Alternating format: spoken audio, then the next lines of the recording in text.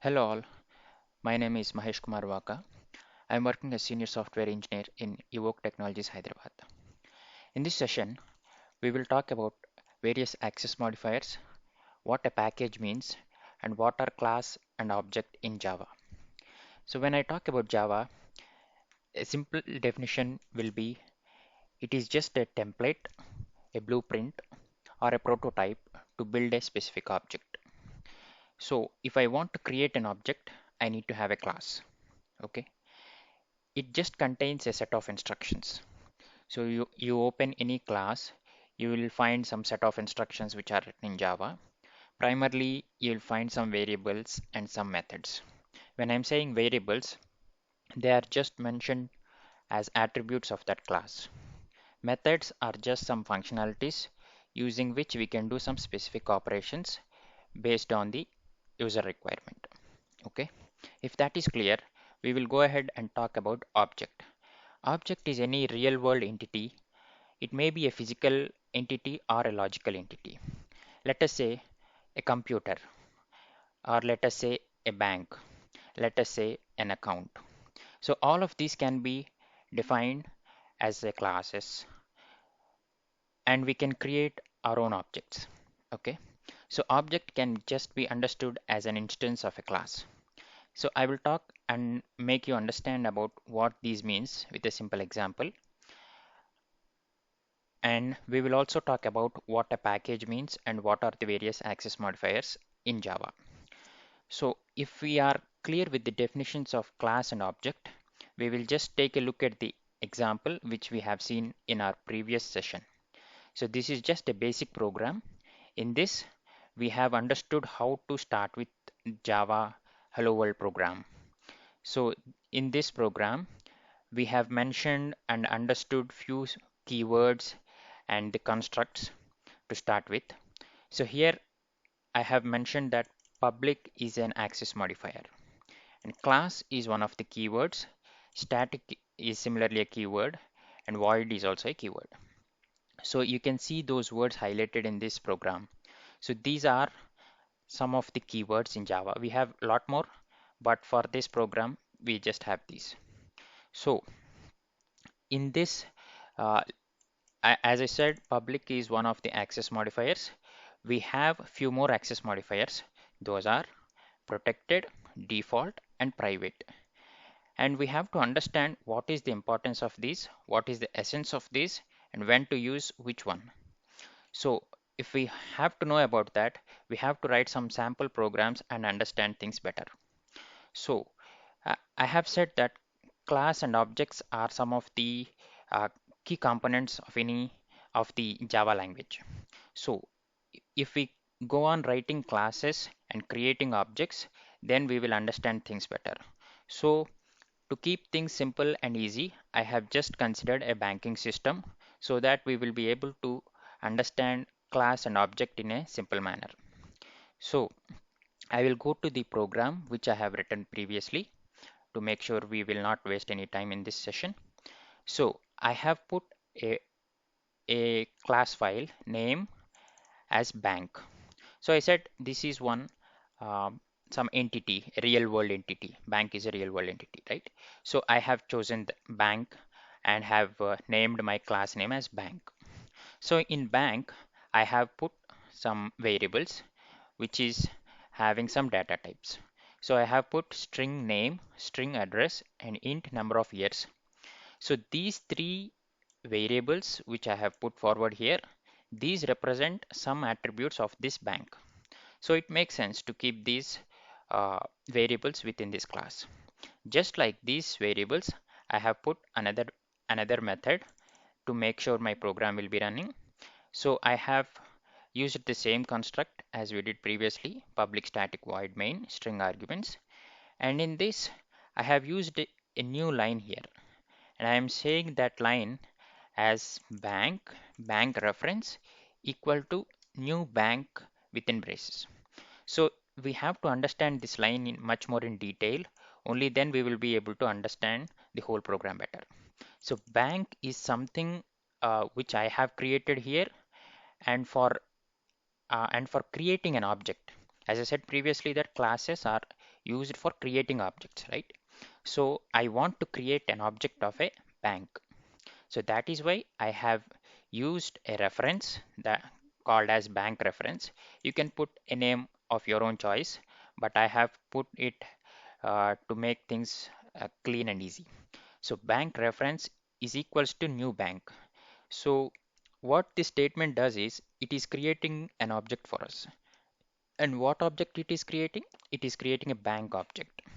So here, just like this variable name is having the data type as string, the bank reference is having the type as bank. So with this statement new bank, we are going to create another object. So for referring that object, I have put this name bank reference.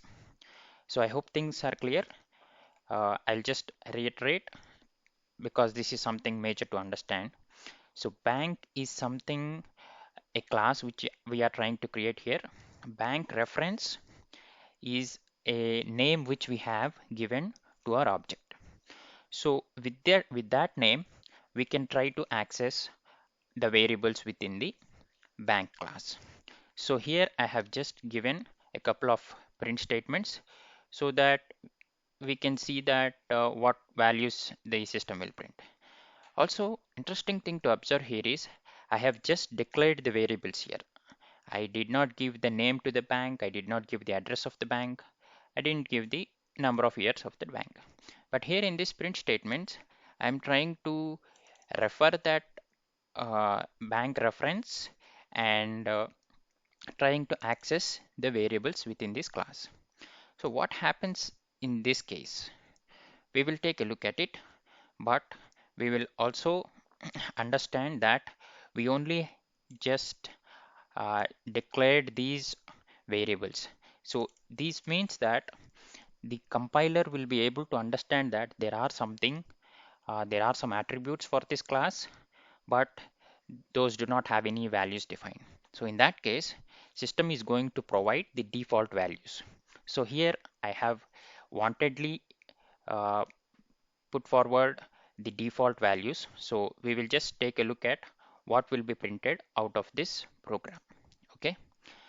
So before going to compile this and execute it, we will also take a look at the first statement of this program, and I have put it as package banking system. So this package is something a new word here, right? So package is nothing but it's a way where we can group a set of related classes. When I'm saying related classes, we have just created one class, right? Bank is only the class which we have created. We will try to create a few more classes and try to relate or group all those classes within this banking system package. Okay. For now, we will try to compile this class and understand and take a look at what the output will be. Okay. So in our previous class, we have observed that we just need to use javac and just type in the name of the source file like first program.java. Similarly, we can use javac and then type in bank.java. Okay, and then we will see that a class file, just a moment.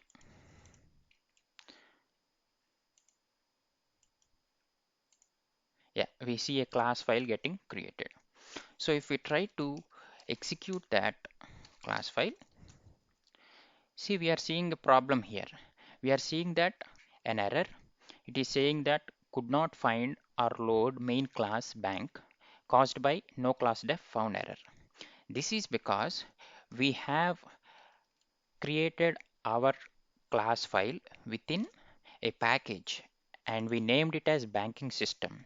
So system is expecting to have the class name bank.class within a folder, and that folder name should be banking system.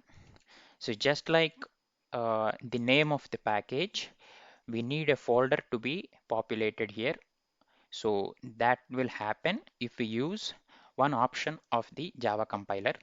So that is javac hyphen destination folder, D for destination, and with a space we have to give what is the folder in which it has to get created. We already know that banking system is the name it has to get created with. So I will just use dot. I will tell you each of these things in detail, but just follow through for now, and then we will see the magic here. So if I hit enter here, you will see a folder with the name banking system.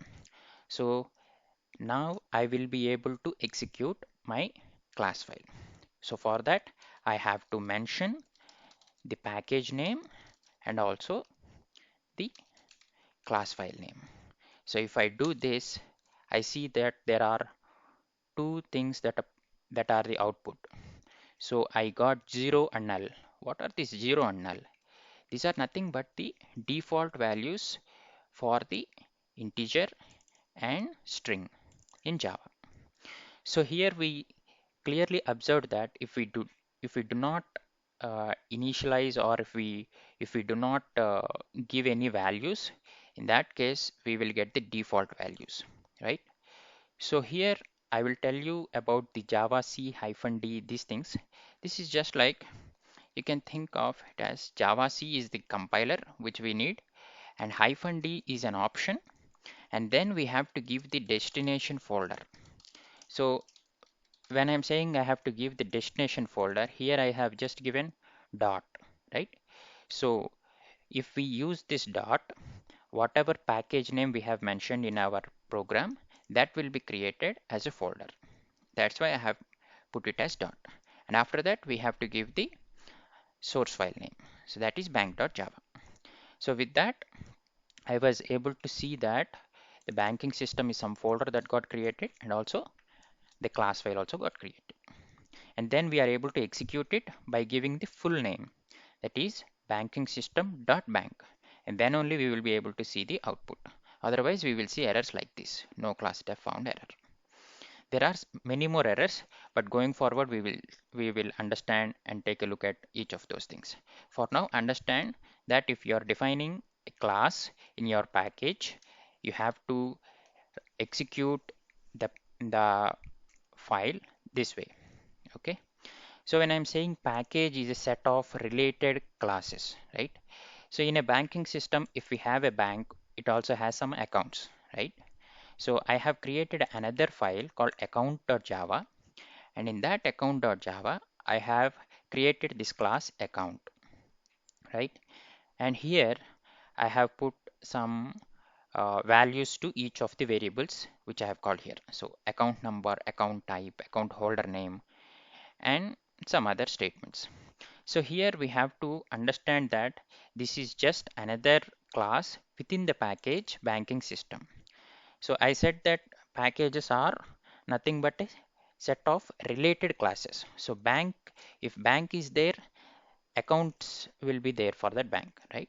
So I have considered these two classes are related. That's why I have put banking system as a package, and I have uh, defined my classes that way.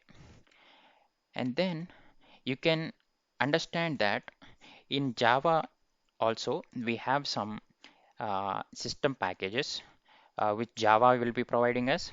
So those are java.lang, java.io, java.sql.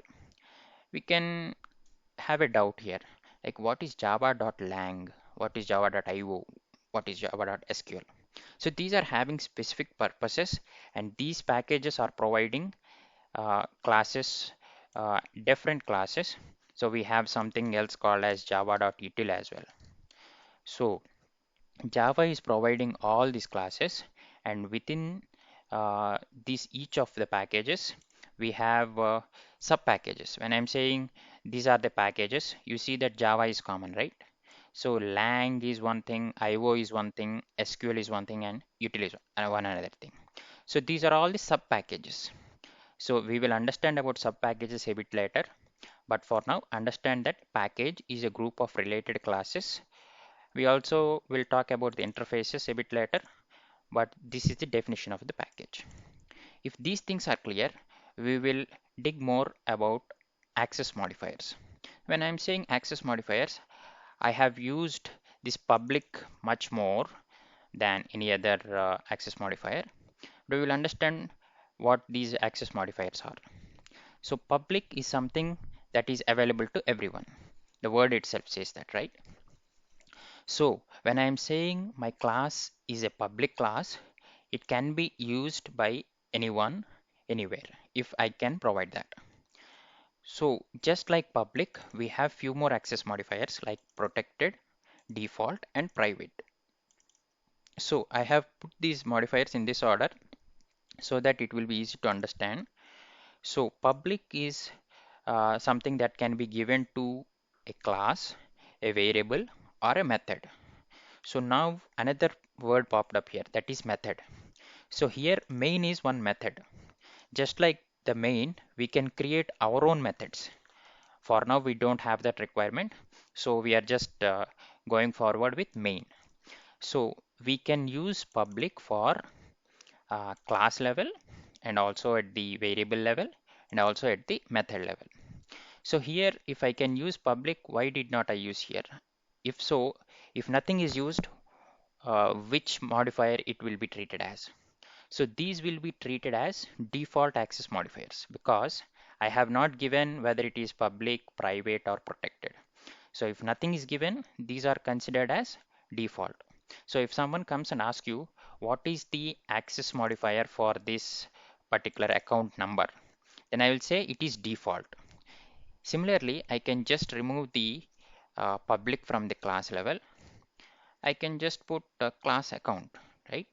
So we will just also observe what will happen if we remove that, and we'll try to execute and see java c -d account.java. There's no problem. The compilation went well. Now we will take a look at what will happen if we execute it.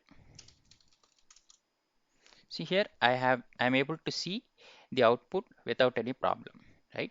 So we have to understand that at class level, we can we can have public as an access modifier. If not, default as access modifier is also fine. But if we try to give the other key access modifiers like private, let us say what will happen if we use private. Okay, we'll experiment on that as well. See here, the compilation is failing because it is throwing an error saying that in the line 3 of the account.java class, we are finding a modifier private and that is not allowed, meaning it is just pushing us to recheck the program and say like this private is something that's not allowed. So what are allowed at the class level? Those are public and default. When I'm saying public, I have to type in public. If I am saying default, I just need not give anything. So that means it's a default. So here, if I keep the class as is, this is a default class. And here the string, this is a default access modifier. Just like that, if I don't use any access modifier, those are default access modifiers. Okay. So we will also take a look at protected and private. But for that, we have to understand few more concepts like what is a superclass, what is a subclass, what is a package, what are the sub packages, and some object-oriented programming concepts as well. But for now, understand that public is something that is available to everyone. There is no restriction for that, and the class has to be given with public and default access modifiers only. Okay, and I have given a tabular format in which I have mentioned public, protected, default, and private, and the access levels of each of these access modifiers. So when I'm saying access level, so if I have put my class as public, yeah, it can be accessed from anywhere, right? So whether it may be within the same package or outside the package, anywhere else, it can be accessible. Protected and default and private are few more important things. We will have to understand few more concept if we need a detailed understanding about it. But for now, we will wrap our session for here and then talk about these keywords and these accessibility levels much more in detail. Okay, so in this session, we have covered about what a package is, what a class and object is, and why these access modifiers are available to us, and how we can use those.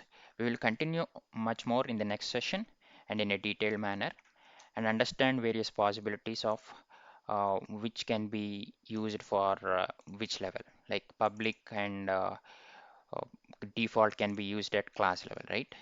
We are not allowed to use private or protected for class level. Just like that, we will understand what will be available for other variables. So that's it for this session. Hope you learned something out of it. Uh, if you have uh, if you have something to ask, please post it in the comments. Uh, Happy learning. Thank you.